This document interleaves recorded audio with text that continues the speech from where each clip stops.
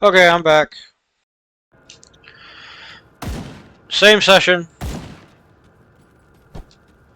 So, one thing I do want to talk about is that I'm tempted to get, Maven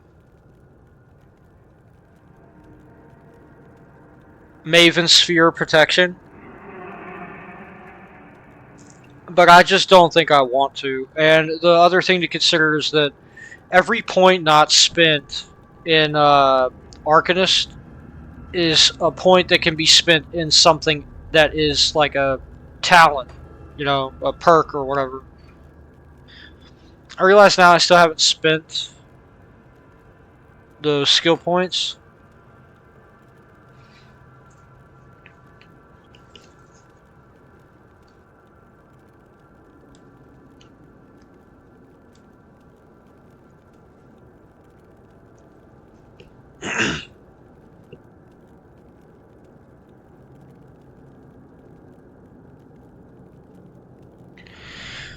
One thing is,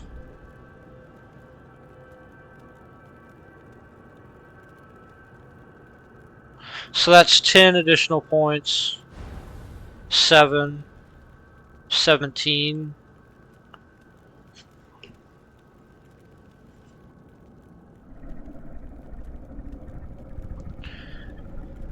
This is the most important upgrade, is Deadly Momentum. So I'm just going to rush for that. Now the problem is that Deadly Momentum is going to be garbage against a large portion of the enemies that we'll be fighting soonish.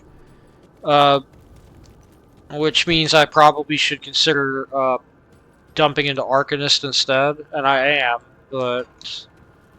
Because if I remember right, we're going to meet an entirely new faction of enemies. I know that for a fact. And the thing is that those enemies, if I remember right, I mentioned it prior, but I don't think they take much damage at all from internal damage.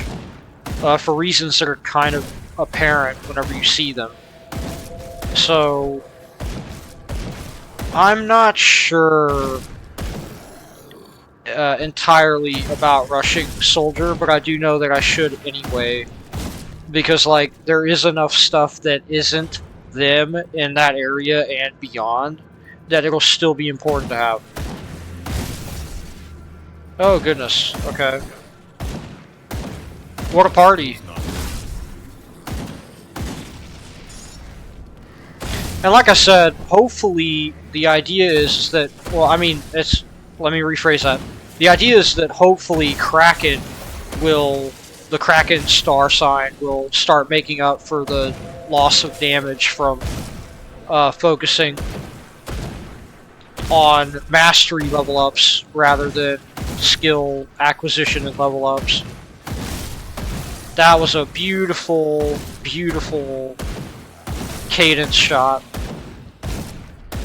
I love it when it does that. I know I keep saying it, but it's because I am not going to stop enjoying it. Simply put, I keep saying it because I keep enjoying it.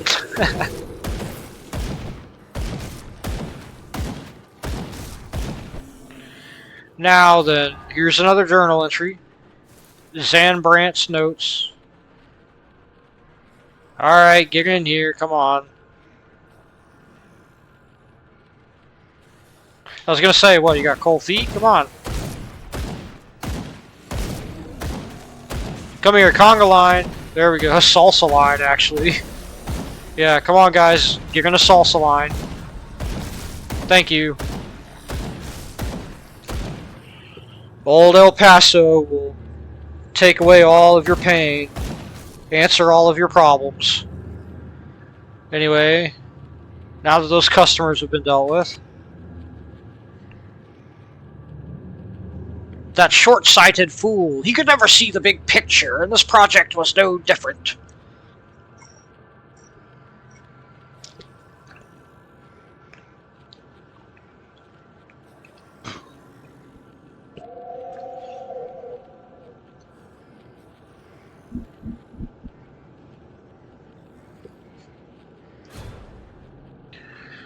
Yeah, this guy was actually just stupid.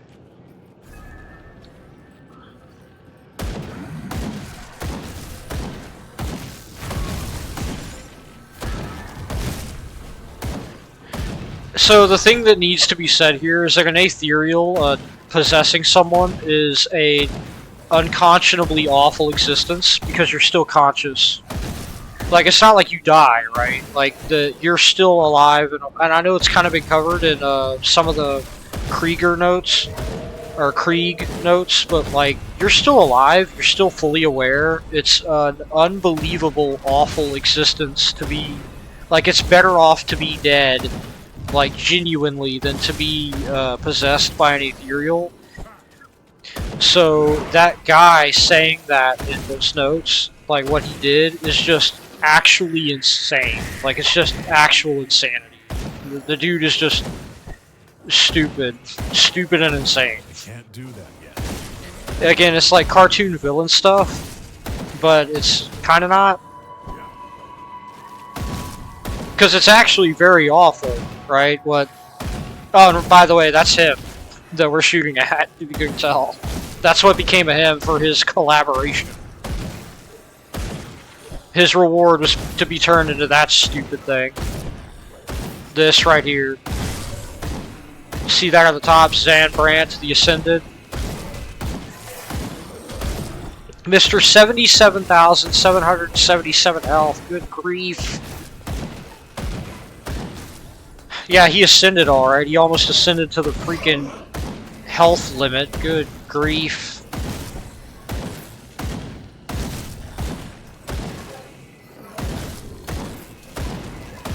That's so much health.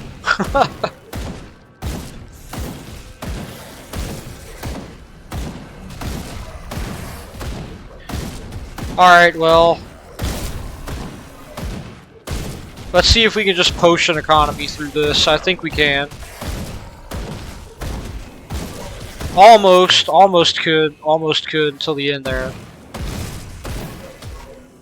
He just had too many summoned dudes throwing stuff at us.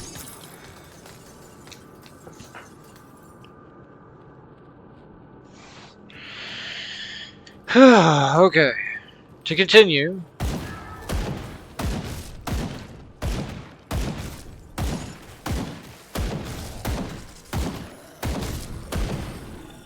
Hey, pal.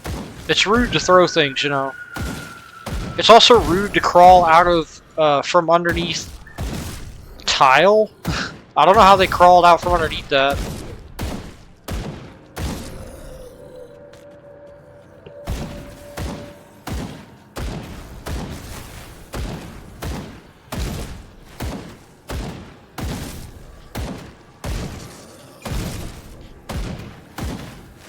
There's another Fury. With him down, we're basically good to just salsa line everything.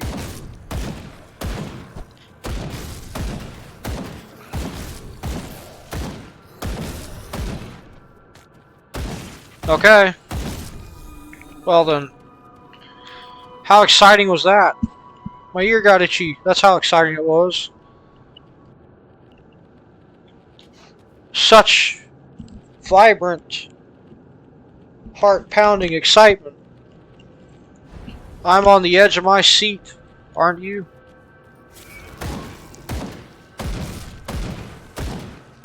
Okay. We're almost there. Come on. Good grief.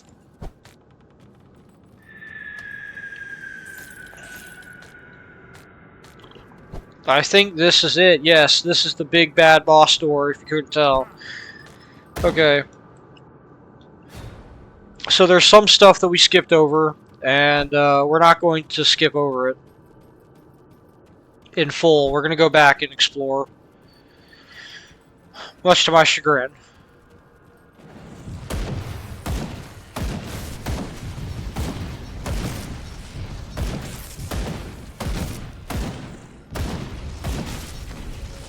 Again, just, you know, XP and loot and whatever.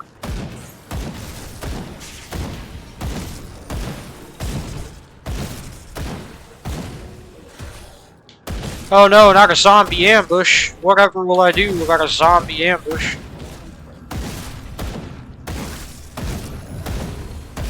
Not another zombie ambush.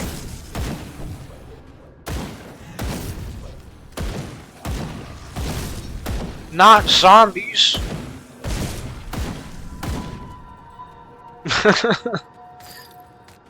Alright.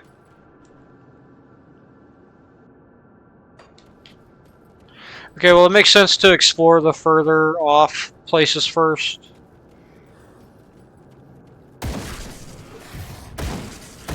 Go ahead and try to shoot this eyeball down.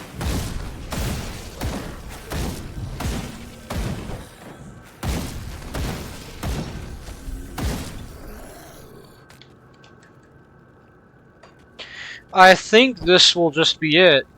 Like, there's not really a whole lot more to this area. Yeah, this is just it right here. But still, I mean, it matters that we explore the whole area, right? It's not like there's no reason to do it.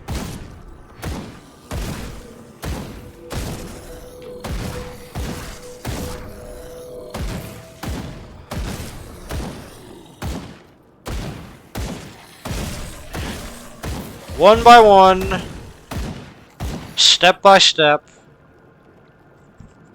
bullet by precious bullet. What was that?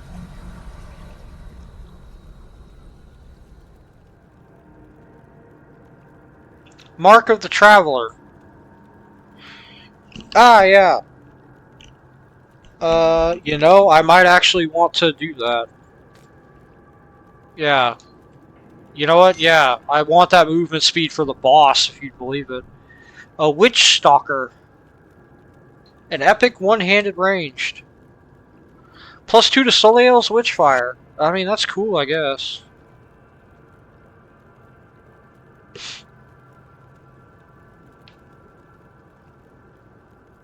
Oh yeah, by the way, we got a tainted brain matter. Brain tissue scarred and twisted by the manipulations of a powerful ethereal. So that's what our guy's noggin looks like. That's what our guy's brain looks like, I guess. Great. No wonder he's doing what he's doing. He's just got a goo brain. Just a green, gooey brain. That's one button man for you. I can't do that yet. Goo-brained fool. Yeah.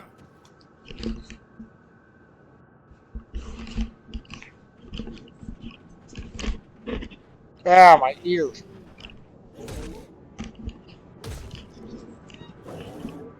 Look at how good that health regen is. That's what I'm talking about.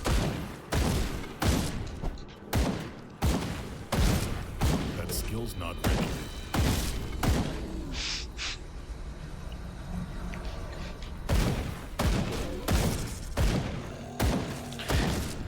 We're gonna need that health regen for the boss, for the act boss. He's not a pushover. I'm not like upselling him on veteran. He's not a pushover at all, especially not with our guy being as let's just say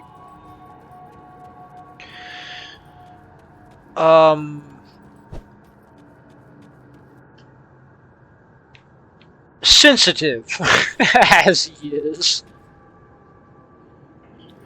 All right, let's deal with him. I've been expecting. Wow, that music's kind of loud.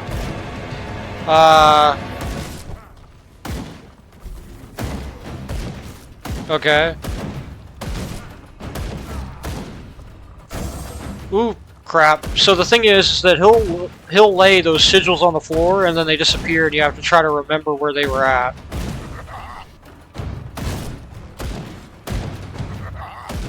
He'll eventually start using a crossbow. Maybe he doesn't have... Does he not have his crossbow?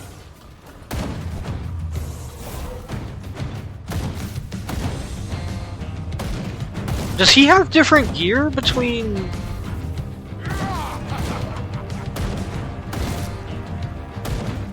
Or maybe that's his second phase?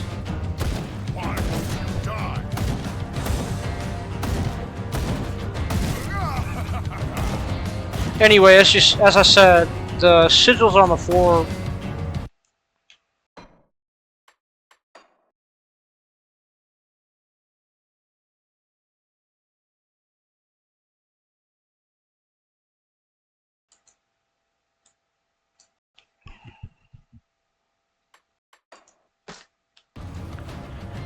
As I said, the sigils on the floor are invisible after you cast them.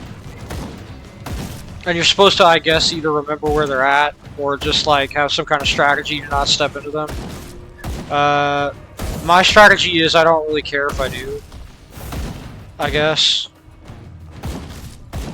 I'm just gonna keep going around in a circle around the room.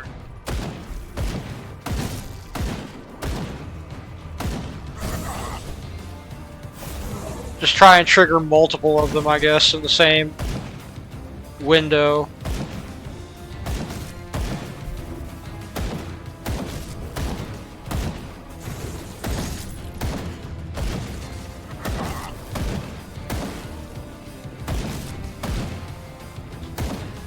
When I'm done with you, I will crush your friends and devils across me. Well, that's cool, bro. Yeah, that's bad.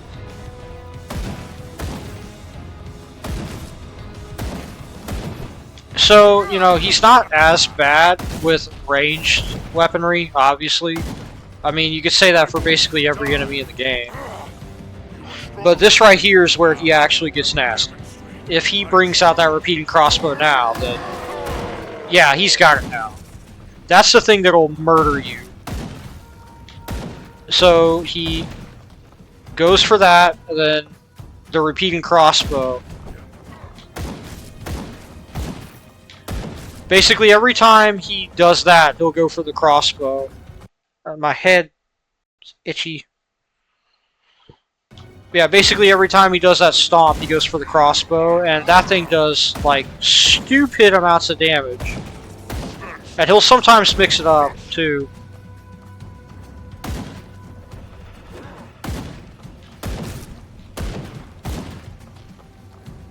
The main thing is to just not get shot by that. That will do a stupendous amount of damage if you get caught with more than one of those in you.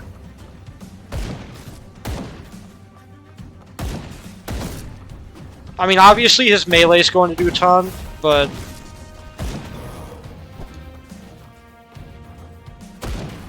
and it's good to save the dodges for whenever he goes for the crossbow, like if you get caught by his stomp, which slows you down.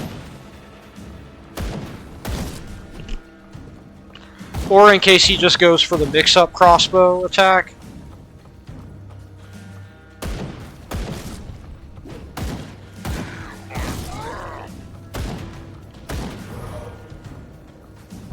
Like right there, just get out of the way of that thing, because it is the most dangerous part of this kit. Oh, there goes the mix-up. Just get out of the way.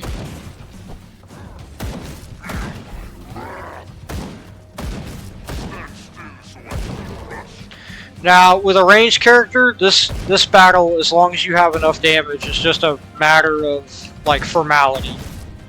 Right? It's just you memorize the pattern, you deal with it, you don't get caught out. By the way, I mean this part of the battle is just a matter of formality. Like, you just... Ah, what the heck? Got a random pain in my leg. Yeah, this is like a formality. You just gotta remember the moveset, don't get caught, don't let any of your mistakes be bad enough that you get essentially clobbered by the crossbow or by his scepter, staff, whatever. Ooh, or his AoE. That does a lot of damage too. And obviously if you have Aether damage resistance, because I mean look, well I can't look right now, but we don't really have much Aether resistance. So, you know. And by the way, this is why I wanted the movement speed upgrade, if you couldn't tell. Yeah.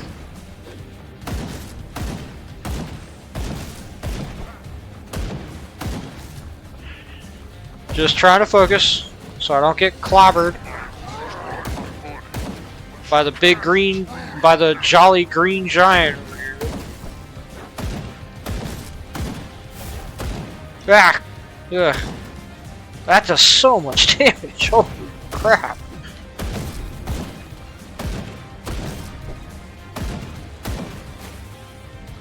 I don't know why his music was so obnoxiously loud. That's one mystery. Like, what the heck? They should really work on the audio balancing.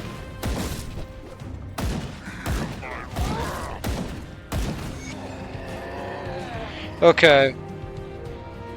Well, that's Krieg taken care of. Now I'm going to put the music back where it was because it was, like, totally fine before. I don't know why Krieg's music is so stupendously loud. I don't know why his music is so freaking loud compared to everything else. So if I remember right, what that note's about is actually kind of funny. So check this out.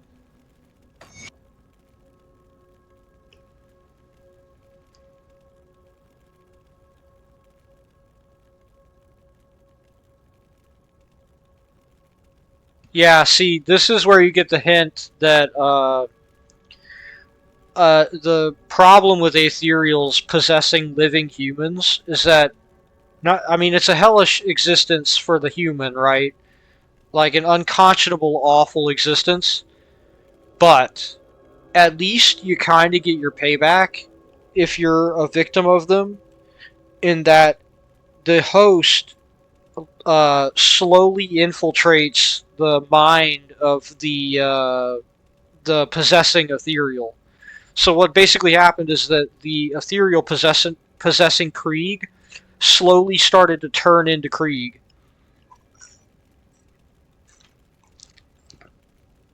Essentially. Like, he slowly started to mimic Krieg's behavior and his worst, like, aspects. Mind you, that's not the same as Krieg taking over or them becoming, like, the same thing. It's just, he essentially started brainwashing the ethereal just by his existence and by how Krieg's brain is.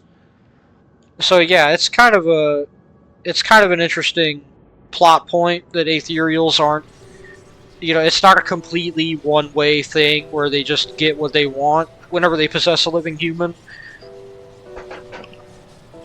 And I like that complexity. I like that that's a pretty cool little plot point, that ethereals actually are kind of harmed by that. Obviously not as much as the humans, but it is funny to think about. Like, the idea of a thing that does that just kind of getting its comeuppance through what it does. Now, I'm going to keep those again. I'm just going to keep blue stuff for the purpose of keeping salvage, like, good salvage. Ditto for this.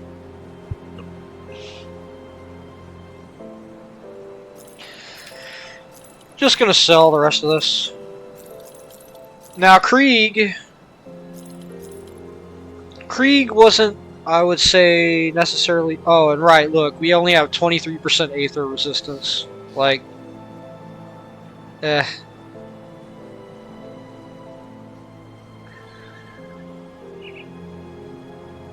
So, Krieg wasn't as bad as I remembered him being, both on Hydrate, my dual pistol character, and on this guy, as you just saw, but again, that's mostly because these guys are ranged characters. If you're not a ranged character, that is a much harder fight. I mean, you could say that about basically every fight in the game, but melee characters definitely, if I'm going to be so bold, melee characters can, in some circumstances, handle masses of enemies better. But ranged characters with bosses just definitely have a much better go of dealing with just, troublesome, high damage, high risk stuff, like stuff that definitely poses an actual, real, worrying risk to your character. I mean, you saw that stomp took a clean half off of my guy's health bar. Is it finished? Is the warden dead? I tracked him down and took his life. I made him into chunky salsa and stuffed him in a jar. The warden's defeat is a great victory for us, nay, for all of humankind. But there are many more ethereals out there, some much more powerful than Krieg. Perhaps more disturbing, though, there are those of our own kind who would see us dead to take what little we have, or just for the pleasure of killing. Among the innocent who passed through this prison on their way to Krieg's lab were many violent criminals, murderers, and worse. Many of them escaped to the northwest after the Grim Dawn, forming into ruthless gangs who prey upon drifters still traveling the roads. Since a river separates us and them, they have not been a problem thus far. Except we need farmers to get back to the business of growing food before we all starve to death. The farmland that supplied this region is to the northwest, and we need to secure a hold there. Mornay recently returned from Old Arkovia to the northwest and can give you details on the outlaw situation and what needs to be done. I realize that you've been through much in recent days, but we cannot rest just yet. So you must be the kid that's causing a stir in my absence. You've done good by dispatching Krieg. I knew that man in life. I dread to think of what he had become as an ethereal. Yeah. Captain Bourbon said to speak with you about the outlaws. Aye, an old mess has come back to finally bite us right in the ass. The river's kept them at bay for now, what with a broken bridge.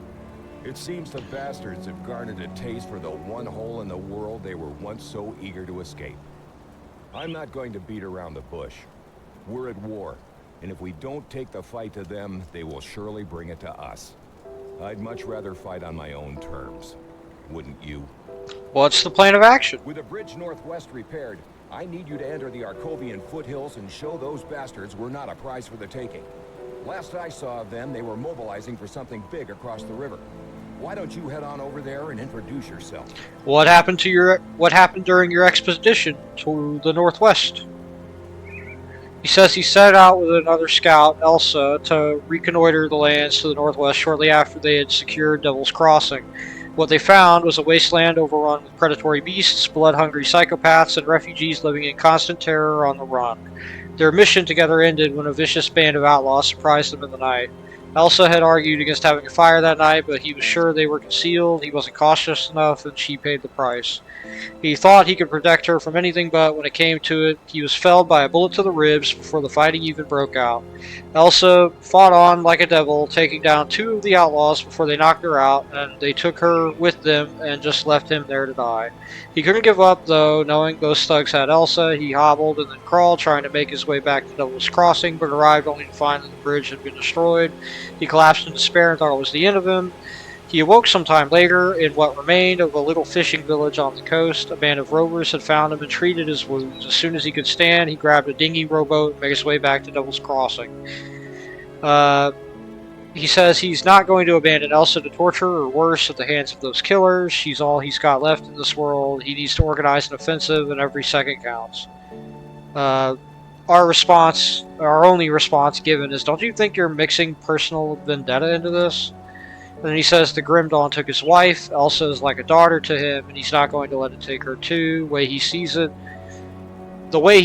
Devil's Crossing needs this situation resolved as soon as possible, and he wants those scum dead for taking Elsa. Seems our goals align, as apparently to him. Okay. Well, the thing is that that's a, see how we didn't get like a new active quest for that second half? That's kind of a, it's almost like a hidden quest. I don't think it ever shows up actually on the quest board, or if it does, it doesn't show up until later, but we can follow up on that. It's kind of sad, though. I don't really like the way that quest ends. Look, I'm not saying that every quest in every game, especially games as dark as this one, and this game gets dark, needs to have some kind of a happy, saccharine ending, but like, I almost feel like the writers did him dirty with how that ends. I mean, it's kind of realistic on one sense, like in, oh, by the way, this is protected now that the bridge has been repaired. Also, I'm going to be that guy. This isn't a river that you couldn't cross on foot. Like, I can see the bottom,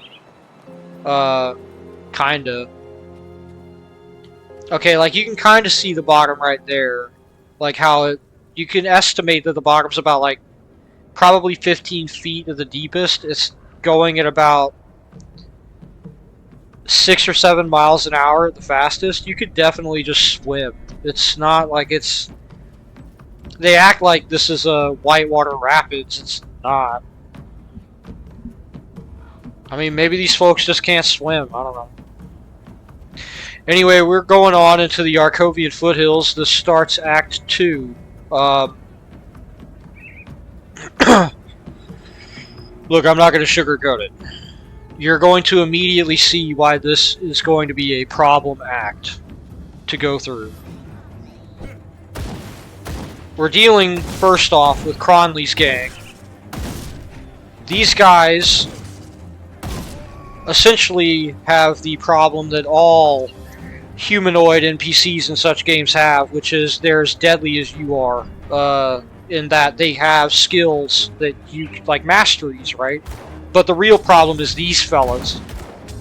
Cronley's gang is full of demolitionists, and that's really super hyper mega bad. As you can tell, the majority of their forces is just demolitionists. Which means a bunch of dudes with pistols, long guns, and Molotovs.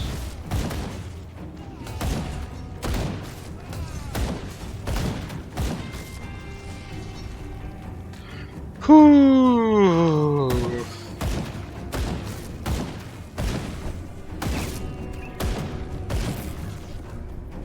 Yeah, so the gist is that we're going to be dealing with a bunch of demolitionists backed up by soldiers and shamans, and you get the idea. Oh, goodness.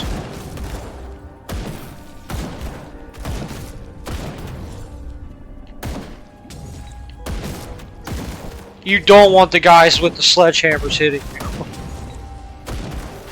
I know that's a sentence in English that normally doesn't need to be said, like, aloud to anyone, but you definitely don't want those guys with freaking two-handed weapons hitting you.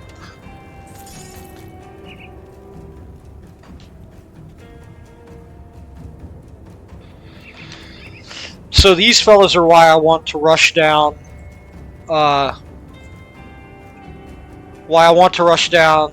Deadly Momentum as soon as possible. Because getting that, even just that 60 internal trauma, like, so that we can start getting the internal trauma damage upgrades rolling in our favor. Okay, so notice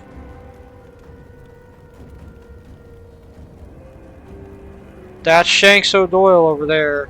Edmund Shanks O'Doyle. Oh, hello.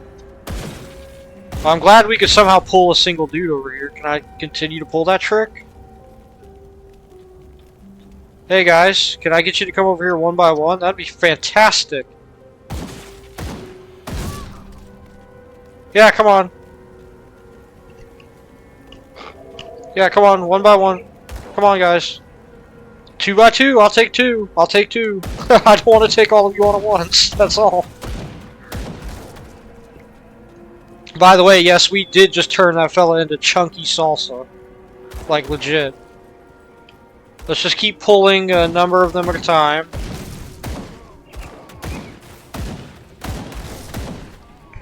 Okay, that pulled the rest of them, but hey, at least we got it on our terms. Like, the fella that we just talked to said, like, we got it on our terms rather than getting mobbed by all of them at once.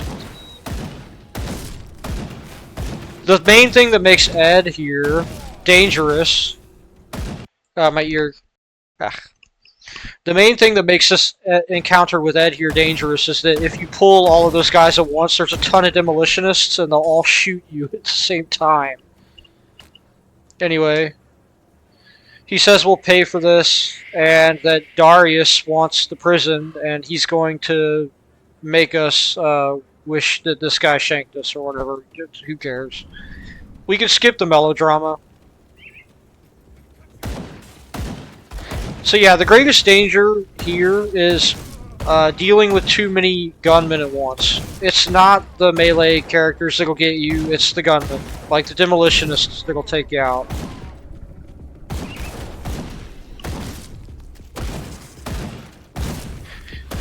It's not the guys with the two-handed massive swords. It's not the guys with the two-handed massive weapons. It's not the guys with the shields and maces. It is absolutely the guys with the long guns and the pistols that'll take you out. And obviously the Molotovs. Because they just, I mean, you saw my health there, right? Like, those guys are the ones doing the real damage. The Rangers are the ones you're really going to watch for. These guys are just beef, just a wall of beef meant to sit in front of them to keep you busy while they pluck you down. While they just plink at you.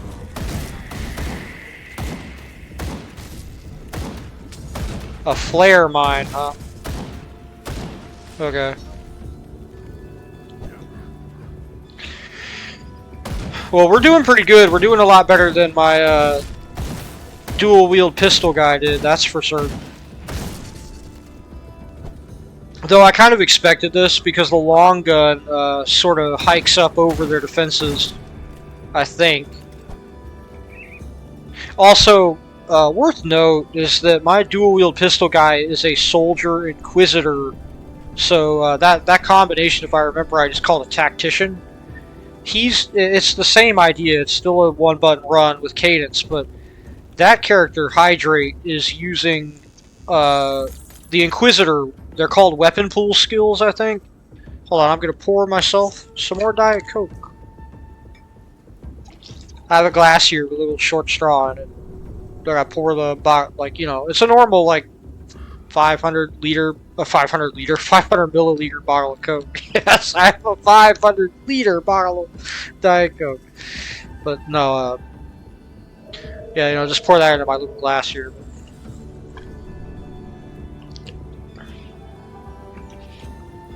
So the thing is that that's, he has the weapon pool skills of the Inquisitor that are, they don't do, so the Inquisitor has like a fire skill, a lightning skill, a cold skill. On the other hand, our battle mage here in One Button Man has all 3 damage types, right? And it does chance for one of the following, but that's the thing, is that we plink, it rolls, it's one of 3, rather than an activated one of 3, each having like X%. You get what I mean? It's one of those kind of things where we're still getting it every shot for a chance of one of F number of, you know, X elemental procs. What I'm getting at is that there's just kind of, in a weird way, more damage going on here than there is with... Okay, so these guys are a problem. That is a problem. That took off. So one of those rocks, if I can get hit with just one, do you see how much damage that did? So we can't let these guys throw those rocks at us. 2 of those will one-shot us. Just to show that again. Come on, buddy, toss one of those my way.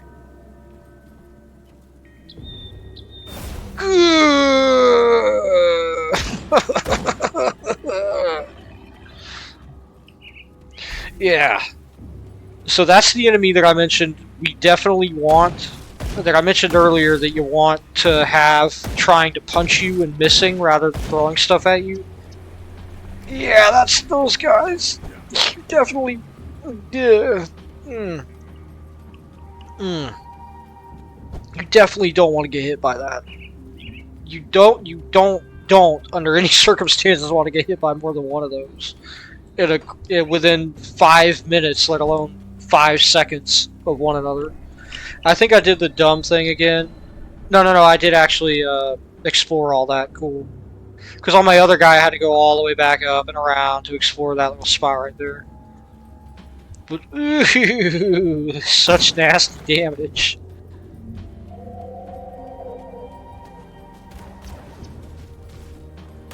Oof. Let's interrupt this battle. So these are stone tusks. They're exactly what they seem like, just giant boars.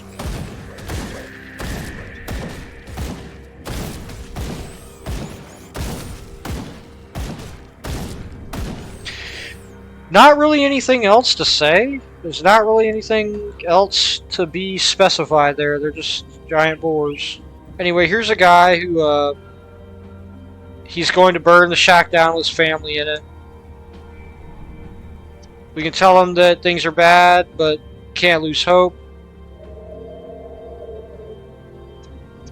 Coming from Devil's Crossing, it's safe there. We defend it. There's shelter and drinking water. Please join us. If you say anything else, he'll set that shack on fire and attack you. So you definitely want to get that right the first time. Yeah. I mean, you can hardly blame him. Like, just look at everything. Like, if it's not monsters of some form or fashion in some hideous manner, then it's things that are unspeakably bad that you could suffer at the hands of humans or even, like, humanoid monsters. Okay. Check this out. So...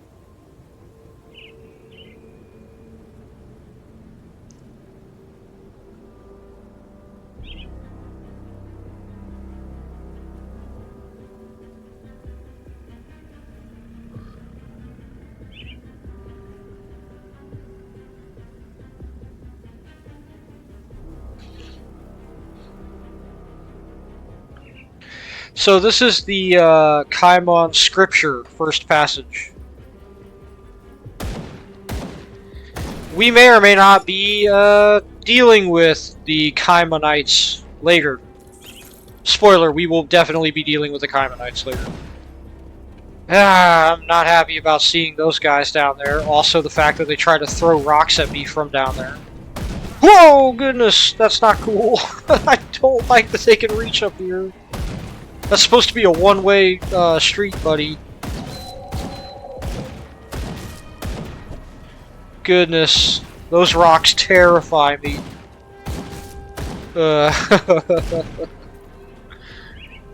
Oh, good grief. Good grief. Whew. Let's take this guy out so we ain't gotta deal with him later. There we go. Now then, we still have some map to deal with. Map. This down here's a like cul-de-sac, if I remember right, of sorts. It's a little area you can go to and explore, but I don't think there's anything important down here. Yet. Keyword being yet. There will be... Holy crap.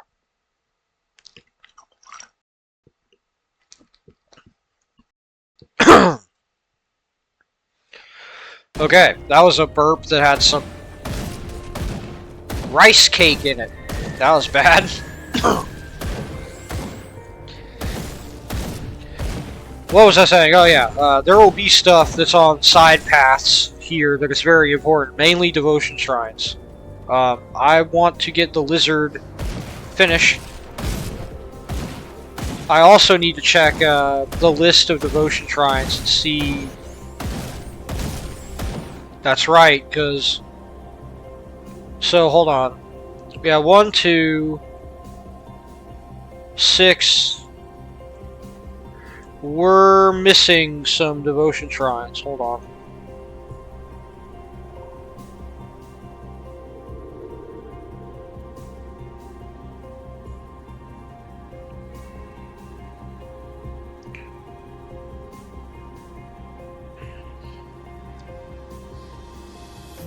Okay. The Steam guide for them is incredible, by the way. The guy who wrote it is Less of Fuss. Let me type his name here. It's on Steam, the guide for it. Devotion Shrines by Lazifus. You should definitely go to that guide if you like Grim Dawn, you like playing it, and give that dude like a little thumbs up. Steam Awards, whatever. It's an excellent guide. So here's the thing. The Devil's Aquifer. Did I get that one?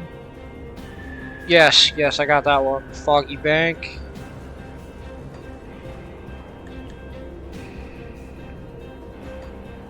Before we continue, I need to make sure. The Foggy Bank Rift. The Flooded Passage.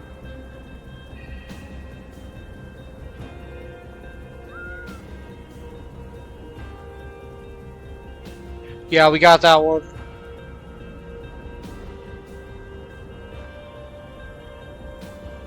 Oh, there's one in East Marsh. Gad. That's not good. There's one in Hallowed Hill. What? Hold the phone. Hold on. Oh, that's on Elite and Ultimate only. Okay, that's a different. That's a higher difficulty.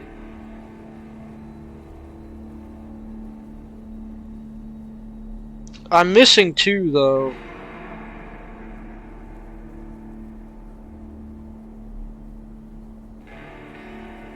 I think. Hold on, my ear got itchy.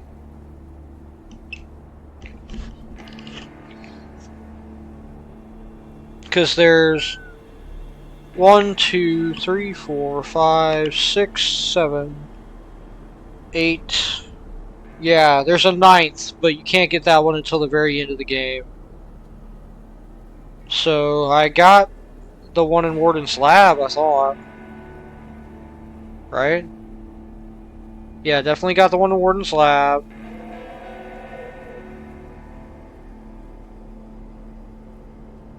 Definitely got the one in Burrowich Estates. Definitely didn't get the one in East Marsh. Burrowich Outskirts.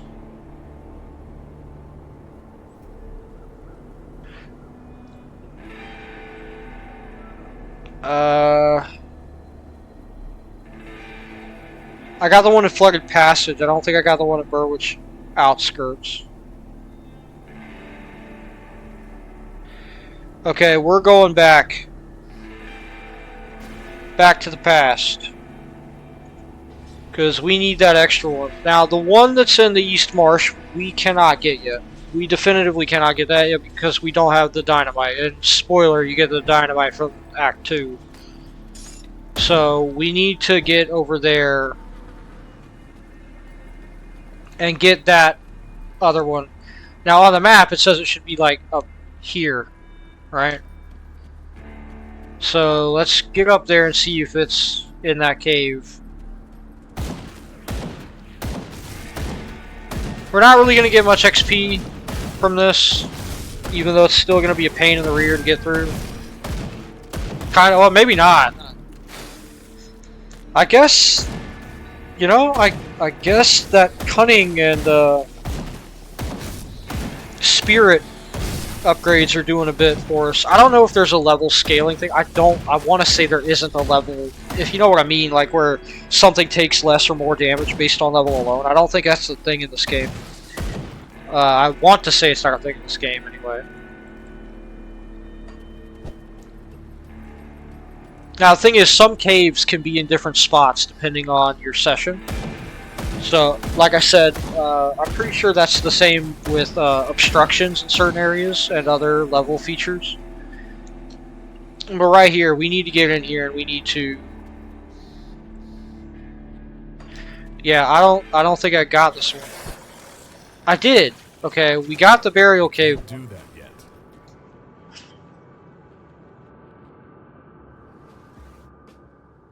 Okay, we got the burial cave one.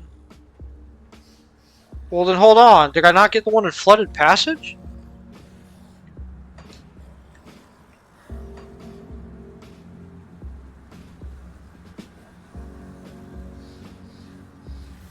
No, because that would be that one, right?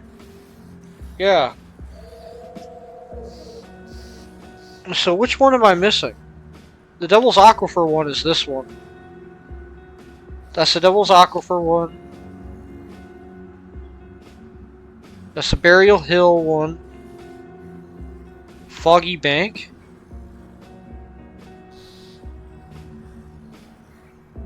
No, that should be the Foggy Bank one. Flooded Passage, Burwich Outskirts, Burwich Estates.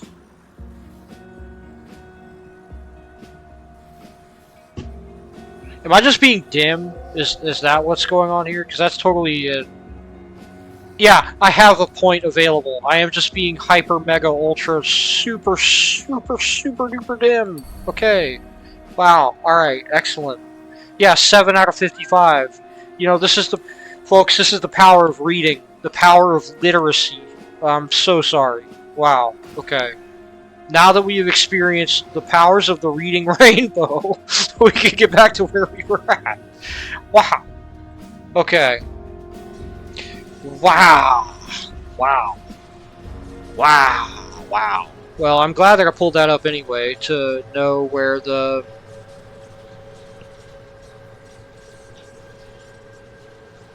next ones are at. The Arcovian Foothills one. Wow. I can hardly believe that.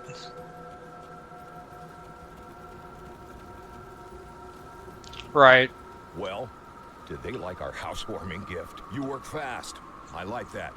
We'll need more of that for what's coming next. Sure, pal. Darius Cronley. Last I've seen his face, they almost hung him for a double homicide. The warden intervened at the last minute in favor of a life sentence in Devil's Crossing. Seems there were ulterior motives after all.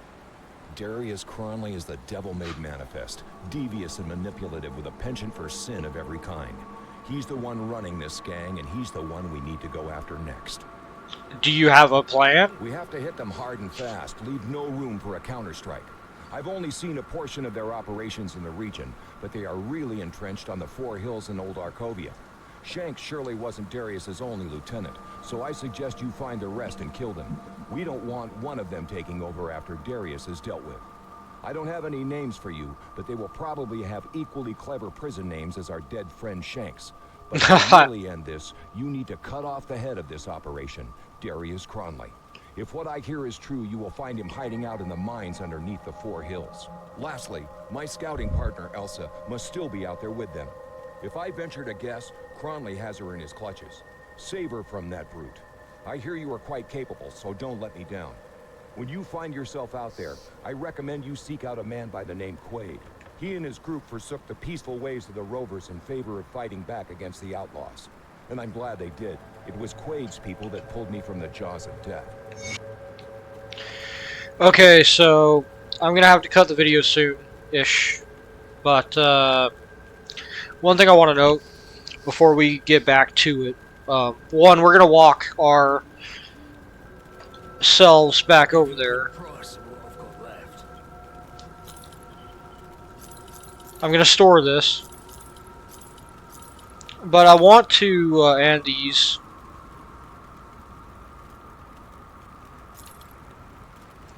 What is this? Soul shard, huh? Okay. Act 2 is kinda long. We're going to be dealing with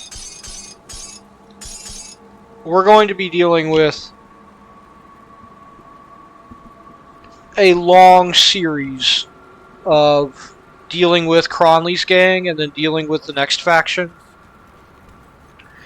It's going to be a little bit samey for a little bit, and then it's going to lighten up, and then it's going to be samey again. Like, we're not talking to this guy. He's DLC stuff. We're not doing DLC stuff. Not until after we beat the main campaign. But, yeah, the best way for me to put it is that this... If I had to name an act that is simultaneously my favorite and least favorite, like the act of the main acts of the game that leaves me the most conflicted as to its like quality and all that, it would be Act 2. That skill's not ready. I like Act 2 a lot, and I also dislike Act 2 a lot. I feel like it has this weird thing with me where it's simultaneously my favorite act, but I have to admit that it's also kind of boring. And I know that's a really harsh word, and I wish I had a better word for it, but the reason why it's kind of boring is because you're dealing with a lot of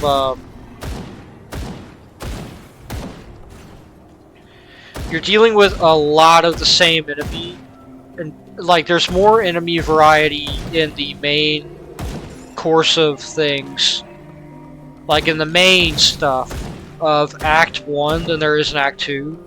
Now the reason why Act 2 is so cool and why it's my favorite act is that it has so much like side stuff. It's kind of unreal how much side content and how like open Act 2 is. Like how much it has and how open it is. But if you just go through, like I'm judging it based on what a normal person playing through the game will probably do. If you just are going from point A to point B as the story tells you, you're probably going to go like, wow, this is kind of samey and there's not really, you know, it's just the same thing over and over again kind of thing. It's not great. Like there's a lot of variety and cool stuff in Act 2, but you have to kind of look for it. Ah, stupid pig. My ear got itchy. This thing literally can't damage us fast enough, so I'm just gonna put it out of its misery. Okay, just gonna make sure that there's no enemies around for like a country mile, because I'm probably going to do my best impression of Benny Hill here shortly, and then we'll end off after that. Yep! Wow, that's bad. Okay. That's not good. I really, really probably shouldn't have activated that. If these things get near me, I am deader than a doorknob. Okay, I'm glad we got this one isolated. Reflective, huh? Just another reason to not play a melee character on Veteran. In case something's got reflective on it.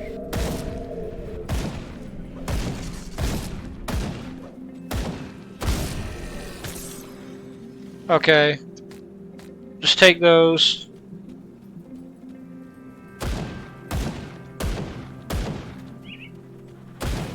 I was hoping to pull just one of these. Ooh, goodness.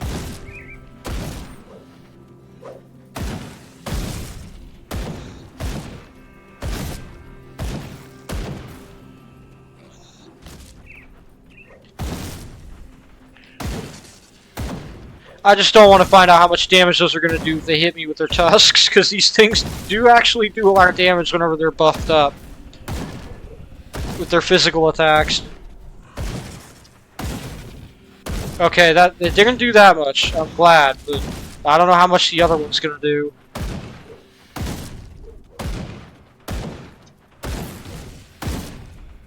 Okay, looks like it didn't do too much.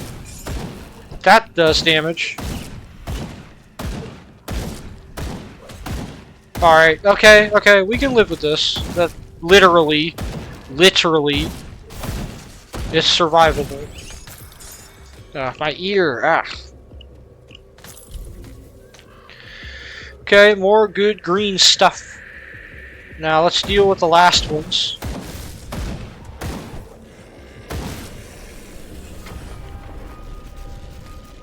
Let's just pick all this up and see if there's anything worthwhile. For our guy, no. Blood Reaper's Cleaver. That sounds cool, but... Oh, we got an Ancient Heart. Excellent. Okay, well, whatever. Gonna cut the recording here, and be back in a sec.